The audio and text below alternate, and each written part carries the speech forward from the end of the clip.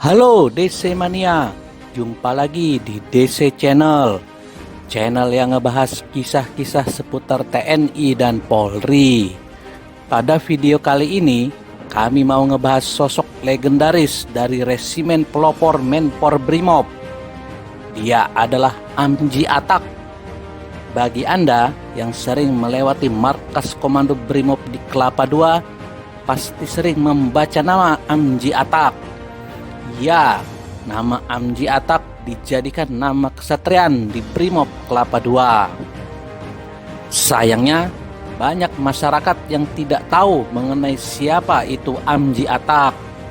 Bahkan nih, termasuk anggota Brimob sendiri, banyak yang tak mengenal sosok Amji Atak. Padahal, Amji Atak adalah prajurit legendaris dari Menpor Brimob. Kisah heroiknya akan selalu menjadi bagian sejarah tak terlupakan dalam perjalanan sejarah Republik ini. Amji Atak adalah seorang anggota Resimen Pelopor Brimob di tahun 60-an. Amji adalah seorang putra Dayak Kanatain. Dia pernah terlibat dalam beberapa peperangan. Amji Atak ikut dalam operasi Dwi Kora maupun Trikora. Salah satu kisahnya yang melegenda adalah saat operasi Dwi Kora, Amji Atak gugur dalam pertempuran laut melawan tentara sekutu Malaysia. Kisah heroik Amji Atak ini diceritakan dalam buku Amji Atak, Kisah Perjuangan Sang Bayangkara Resimen Pelopor Korps Brimob Polri. Seperti apa kisahnya? Simak terus ya video ini. Tahun 1964, Presiden Soekarno mengumumkan Dwi Komando Rakyat atau Dwi Kora. Dwi Kora adalah upaya Presiden Soekarno menggagalkan pembentukan negara Malaysia. Maka dikirimlah pasukan TNI dan Polri ke perbatasan Malaysia untuk melakukan peperangan. Menpor Brimob ikut serta dalam operasi Dwi Kora ini. Aibda Amji Atak saat itu bergabung dalam Kompide Yon 32 Pelopor. Amji Atak dan pasukannya dikirim ke markas komando di Bintan, Kepulauan Riau. Karena ini adalah operasi klandestin, maka saat bertugas pasukan Kompide menyamar sebagai petugas bea cukai. Pasukan Menpor ditugaskan menyusup ke Malaysia menggunakan perahu motor. Amji dan pasukannya lalu berangkat ke Pulau Berakit. Mereka berada di sana 1 minggu menunggu perintah infiltrasi lanjutan. Hidup di Pulau Berakit, Amji Atak dan pasukannya harus memanfaatkan alam setempat untuk bertahan hidup.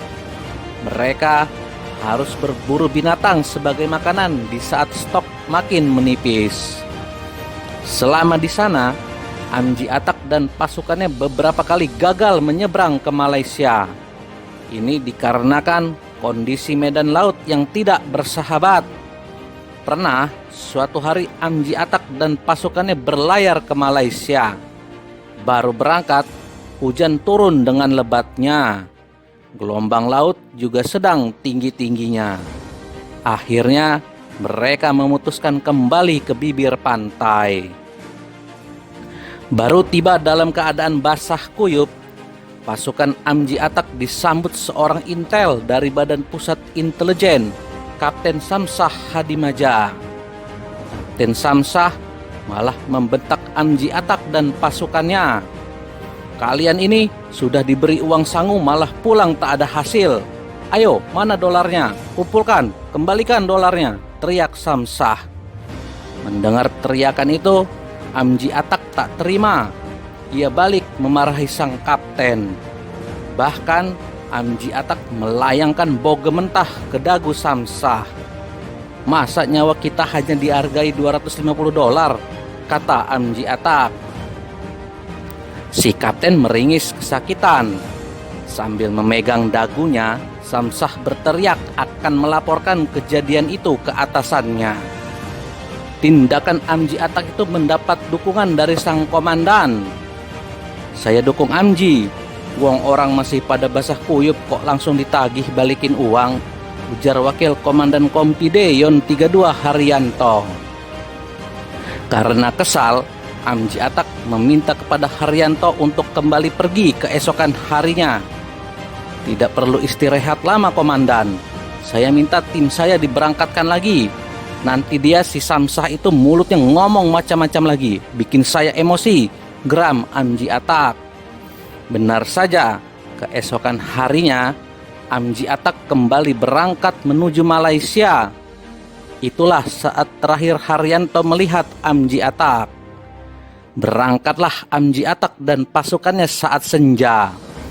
Mereka menggunakan 3 perahu motor menyeberangi lautan menuju perairan Malaysia.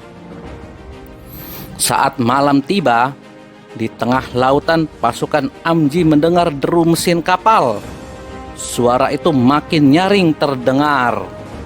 Ternyata tampak kapal destroyer milik Angkatan Laut Selandia Baru. Kapal destroyer ini menyorot lampu ke arah perahu Amji Atak dan pasukannya. Terjadilah pertempuran di atas laut Cina Selatan. Amji Atak menembakkan senjata AR-15 ke arah kapal destroyer Selandia Baru. Tembakan itu mengenai beberapa prajurit Angkatan Laut Selandia Baru. Terdengar suara teriakan dan suara tubuh tercebur ke laut dari kapal destroyer. Pasukan Selandia Baru membalas tembakan Amji Atak dengan membabi buta. Akibatnya, beberapa anggota Menpor terkena tembakan dan tercebur ke laut. Amji Atak memerintahkan anak buahnya menembakkan pelontar granat. Tembakan pertama meleset.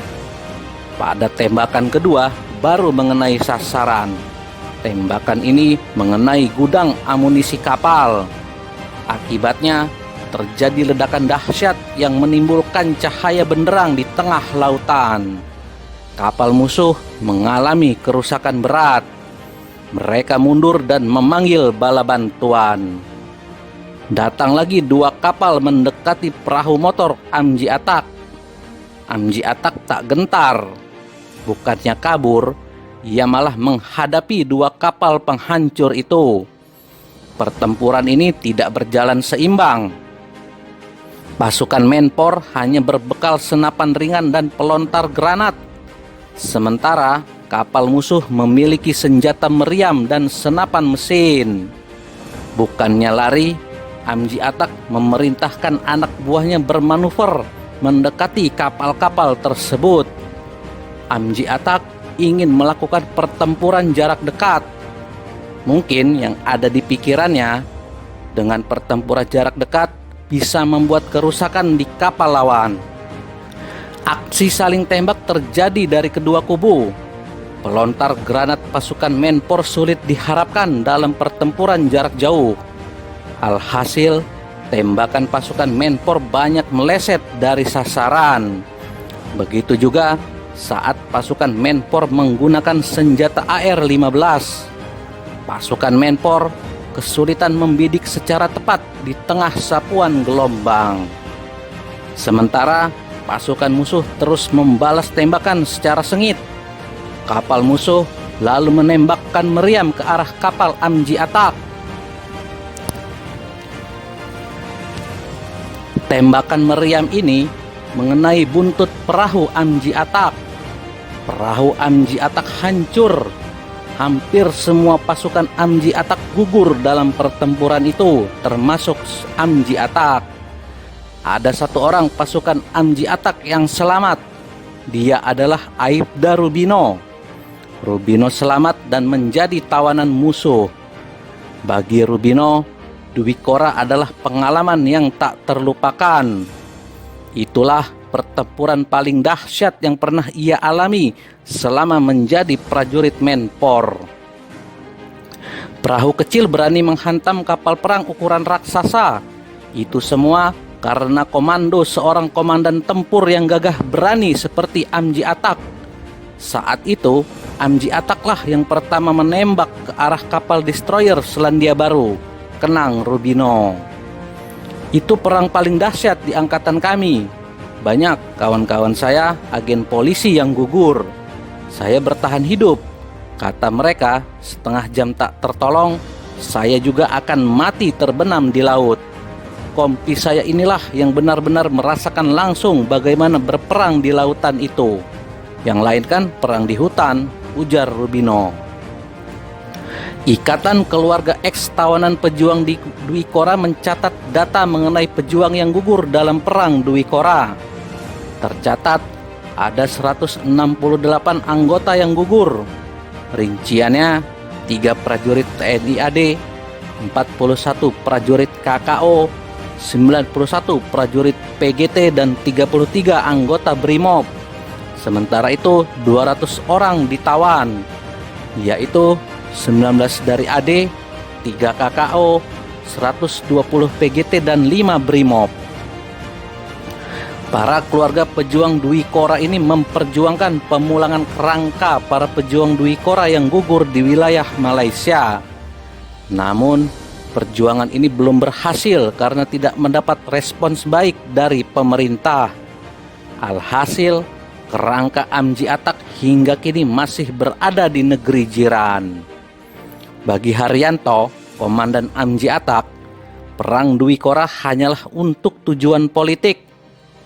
Kalau perang ada tujuannya kan, dilengkapi logistik dan perhitungan intelijen yang pasti.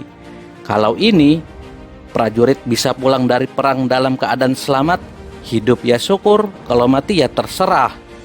Ini perang hanya ada tiket berangkat, tapi tanpa tiket kembali, one way ticket. Inilah wujud pengabdian kami pada tanah air, ujar Haryanto. Ya, DC Mania, itu tadi sekilas cerita mengenai Amji Atak. Semoga kisah tadi bisa menambah pengetahuan DC Mania semua. Akhirul kata, wassalam.